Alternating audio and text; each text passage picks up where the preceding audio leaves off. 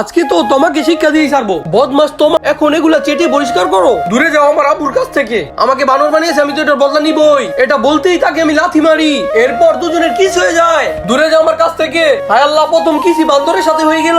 আর এই কিস করার এত মজা আমি তো কখনো কল্পনাও করিনি। তারপর আমার অনেক রাগ ওঠে, এই জন্য আকাশকে অনেক মারধর করি। ভাই তুই তো আজকে অন্য শহরে চলে যাচ্ছিস? হ্যাঁ ভাই, ওই দিন কিস করার সময় বাবা দেখে ফেলেছিল, এই জন্য বাবা আমাকে অন্য জায়গায় শিফট করছে।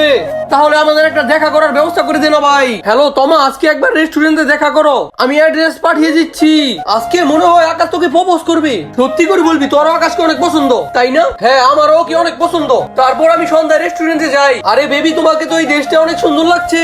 আরে তুমি এখানে কেন? আমি তো এখানে আকাশের সাথে দেখা করতে এসেছি। আকাশকে তো আমি বলেছি, আকাশ না, আমি তোমাকে অনেক ভালোবাসি।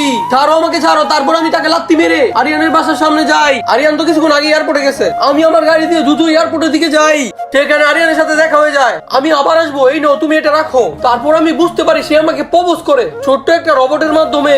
বন্ধুরা, তোমরা কখনো আমার ভিডিওতে লাইক করো না।